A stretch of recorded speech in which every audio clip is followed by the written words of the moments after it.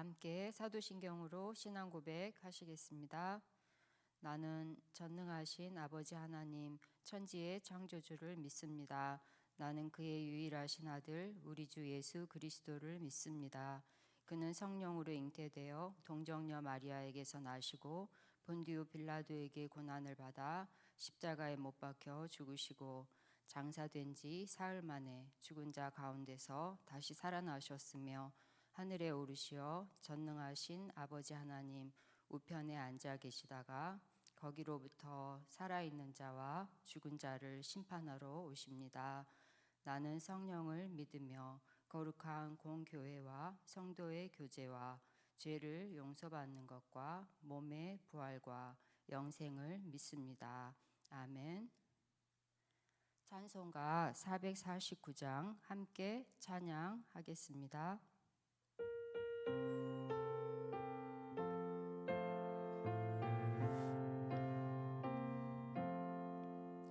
예수 따라가며 복음 순종하면 우리 행할 길 환하겠네.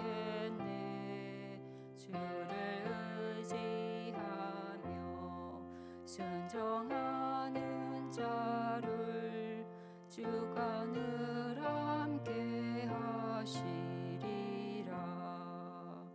의지하고 순종하는 길은 예수 안에 즐겁고 복된 길이로다. 해를 당하거나 우리 고생할 때 주가 위로해 주시겠네. 주를 의지하며 순종하는 자를 주가 안위해 주시리라. 의지하고 순종하는 길은 예수 안에 즐겁고 복된 길이로다. 남의 짐을 지고 슬픔 위로하면 주가 상급을 주시겠네. 주를 의지하며 순종하는 자를 항상 복 내려주시리라. 의지하고 순종하는 길은 예수 안에 즐겁고 복된 길이로다. 우리 받은 것을 주께 다 드리면 우리 기쁨이 넘치겠네.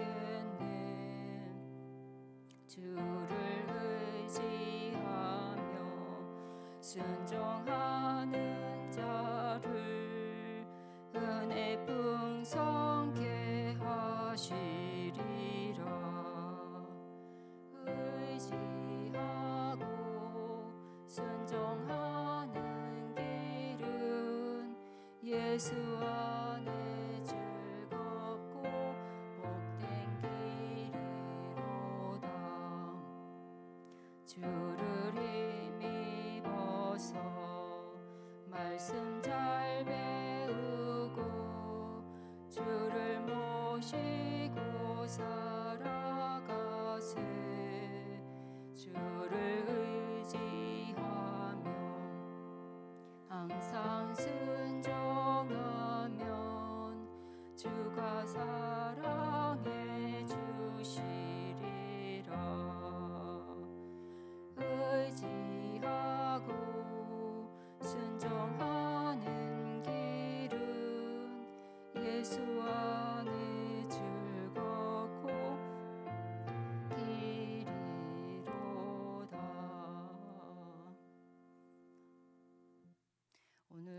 우리에게 주시는 하나님의 말씀은 구약성경 사무엘상 15장 1절부터 3절, 7절부터 11절 말씀입니다. 한 절씩 교독하시겠습니다. 사무엘이 사울에게 이르되 여호와께서 나를 보내어 왕에게 기름을 부어 그의 백성 이스라엘 위에 왕으로 삼으셨은즉 이제 왕은 여호와의 말씀을 들으소서. 만군의 여호와께서 이같이 말씀하시기를 아말렉이 이스라엘에게 행한 일 곧 애굽에서 나올 때에 길에서 대적한 일로 내가 그들을 벌하노니 지금 가서 아말렉을 쳐서 그들의 모든 소유를 남기지 말고 진멸하되 남녀와 소아와 젖먹는 아이와 우양과 낙타와 나귀를 죽이라 하셨나이다 하니 사울이 하윌라에서부터 애굽 앞 술에 이르기까지 아말렉 사람을 치고 아말렉 사람의 왕 아각을 사로잡고 칼날로 그의 모든 백성을 진멸하였으되 사울과 백성이 아각과 그의 양과 소의 가장 좋은 것 또는 기름진 것과 어린 양과 모든 좋은 것을 남기고 진멸하기를 즐겨 아니하고 가치 없고 하찮은 것은 진멸하니라. 여호와의 말씀이 사무엘에게 임하니라. 이르시되 내가 사울을 왕으로 세운 것을 후회하노니 그가 돌이켜서 나를 따르지 아니하며 내 명령을 행하지 아니하였음이니라 하신지라. 사무엘이 근심하여 온 밤을 여호와께 부르짖으니라. 아멘. 사무엘상 15장 사건은 단순한 전쟁 이야기가 아니라 하나님과 왕 사이의 순종의 문제를 드러내는 사건입니다. 먼저 하나님께서는 사무엘을 통해서 사울에게 아말렉을 진멸하라는 명령을 주십니다. 3절에서 이제 가서 아말렉을 쳐서 그들의 모든 소유를 남기지 말고 진멸하되 라고 말씀합니다. 이 명령은 단순한 군사작전이 아니라 하나님의 뜻을 수행하는 거룩한 전쟁이며 모든 것을 남김없이 하나님께 바치는 헤렘의 명령이었습니다. 하나님께서는 출애굽 당시에 아말렉 족속이 이스라엘 백성의 후미를 비겁하게 공격해서 힘없는 하나님의 백성을 죽인 것에 대해서 벌하시도록 명령하신 것이었습니다.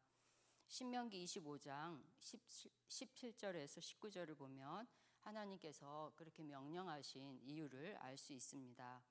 17절에서 19절 말씀입니다. 너희는 애굽에서 나오는 길에 아말렉이 내게 행한 일을 기억하라.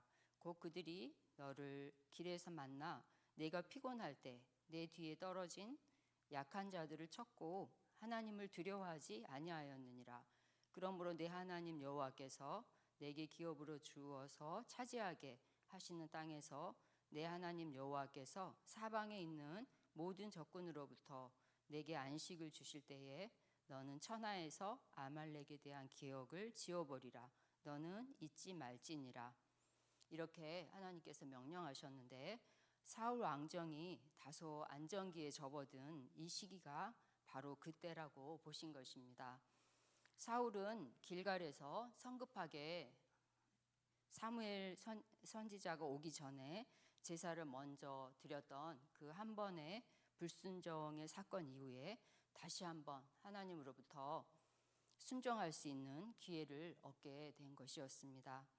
이제 사무엘을 통해서 하나님의 명령을 들은 사울은 군대를 모아서 아말렉을 공격합니다.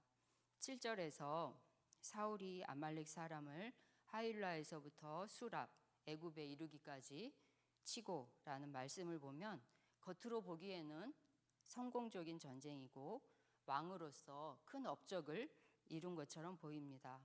그러나 문제는 8절과 9절에서 드러납니다. 아말렉 사람의 왕 아각을 사로잡고 칼날로 그의 모든 백성을 진멸하였으되 사울과 백성이 아각과 그의 양과 소의 가장 좋은 것 또는 기름진 것과 어린 양과 모든 좋은 것은 남기고 진멸하기를 즐겨 아니하고 가치없고 하찮은 것은 진멸하니라고 나옵니다. 사울과 백성들은 아말렉 왕 아각을 죽이지 않고 살려두었고 그에게 속한 가축의 가장 좋은 것들을 남겼습니다.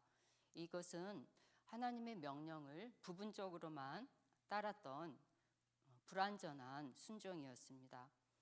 사울과 백성들이 보기에 아각 왕을 죽이기에 아까운 이유가 있었던 것입니다.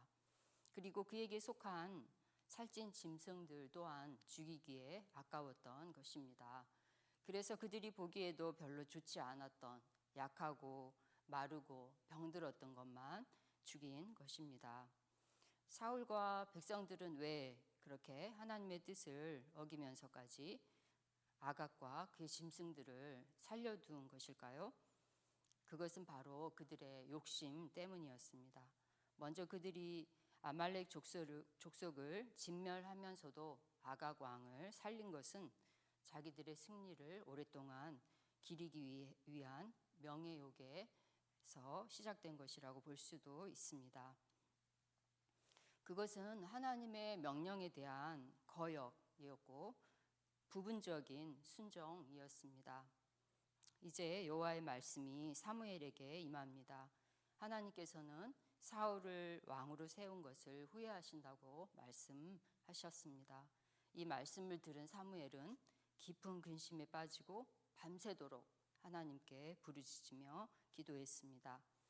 다음 날 아침에 일찍 사무엘은 사울을 만나기 위해서 길을 나섰고 마침내 두 사람이 만났습니다.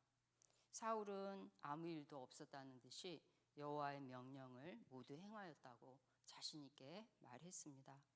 사무엘이 조용히 묻습니다. 그러면 지금 내 귀에 들려오는 이 양의 울음소리, 소의 소리가 무엇입니까? 라고 말했습니다. 사울이 곧 변명하죠. 백성들이 아말렉에게서 끌어온 것이고 하나님께 제사를 드리기 위해서 가장 좋은 것들만 남겨둔 것이고 나머지는 모두 진멸하였다라고 설명합니다. 선민 이스라엘의 왕은 하나님께로부터 고난을 위임받은 자입니다. 왕의 권위는 하나님으로부터 부여되는 것임을 사울은 사무엘로부터 들었지만 그것을 마음에 담지는 않았던 것입니다. 사울은 하나님의 마음에 정확하게 주의를 기울이지 않았고 대신 백성들의 소리에 더 신경을 썼습니다. 결국 그는 하나님의 말씀을 소홀히 여기게 되었고 이것은 단순한 실수가 아니라 하나님에게서 돌아서는 행동이었습니다. 사울은 분명한 하나님의 말씀에 대해서 거역했고 그것을 사무엘 선지자가 지적했을 때 진정한 회개가 없었습니다. 이에 대해서 사무엘은 22절 말씀에 순종이 제사보다 낫고 듣는 것이 순양의 기름보다 나으니 라고 말씀합니다. 하나님께서는 하나님에 대한 순종의 생활 없이 단지 제사를 드리는 것을 기뻐하지 않으신다는 말씀이었습니다. 결국 이 사건을 통해서 사울은 전쟁에서는 승리했지만 하나님 앞에서는 실패한 왕이 됩니다. 그는 업적을 남겼을지는 모르지만 하나님으로부터 부여된 왕권을 잃고 자기 자신의 자녀로 이어질 수 있었던 왕국이 끊어지게 되는 운명에 처하게 됩니다. 하나님께서는 사울을 떠나시면서 마음 아파하셨습니다. 35절에 여호와께서는 사울을 왕 삼으신 것을 후회하시니라 라는 말씀은 하나님의 아픔을 보여줍니다. 오늘 본문을 통해서 우리는 하나님의 말씀과 하나님의 마음에 집중해야 함을 배울 수 있습니다. 우리는 세상을 살아가면서 사람들의 소리보다 하나님의 뜻에 더 귀를 기울여야 하겠습니다. 사울은 자신의 탐욕과 백성들의 소리를 따르다가 하나님을 놓치게 되었습니다. 하나님의 사람은 사람의 평가보다 하나님의 마음을 먼저 생각해야 하는 사람입니다. 사울은 하나님과의 순종의 관계에서 실패했지만 이 땅에 오신 예수님, 만왕의 왕 메시아로 오신 예수님은 우리에게 하나님과의 관계에서 어떻게 순종해야 하는지 그 본을 보여주셨습니다.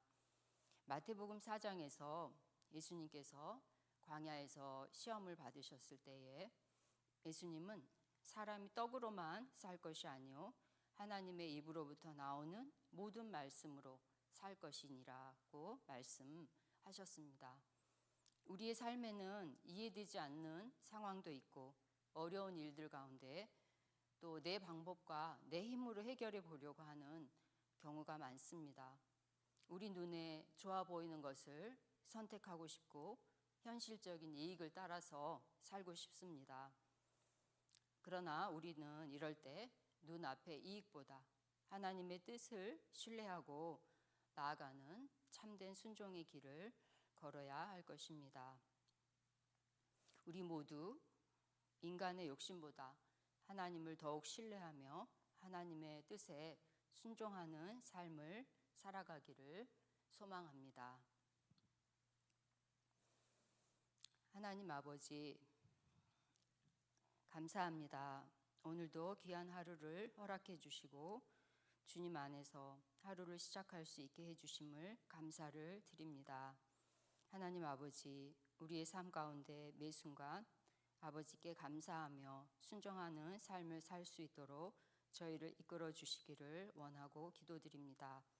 하나님 아버지, 세상의 수많은 요구와 나 자신의 욕심으로 인하여 하나님의 말씀에 불순종하는 그러한 일이 있지 않도록 우리의 마음을 지켜주시기를 간절히 원합니다.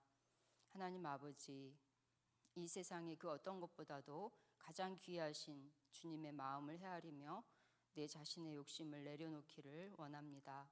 세상의 소리보다 주님의 음성에 더 잘 귀 기울일 수 있기를 원합니다. 주님의 마음을 헤아리며 주님의 일에 민감할 수 있도록 우리를 인도해 주시옵소서. 삶의 우선순위를 잘 결정하고 주님의 말씀과 주님의 뜻을 삶의 최우선으로 둘 수 있도록 우리를 인도해 주시옵소서. 오늘의 삶도 성령의 이끄심을 따라 살아갈 수 있도록 우리를 더욱 인도해 주시옵소서.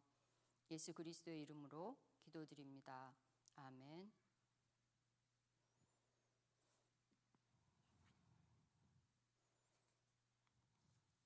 하늘에 계신 우리 아버지, 아버지의 이름을 거룩하게 하시며 아버지의 나라가 오게 하시며 아버지의 뜻이 하늘에서와 같이 땅에서도 이루어지게 하소서. 오늘 우리에게 일용할 양식을 주시고 우리가 우리에게 잘못한 사람을 용서하여 준 것 같이 우리 죄를 용서하여 주시고 우리를 시험에 빠지지 않게 하시고 악에서 구하소서. 나라와 권능과 영광이 영원히 아버지의 것입니다. 아멘. 주신 말씀 붙들고 함께 기도하겠습니다.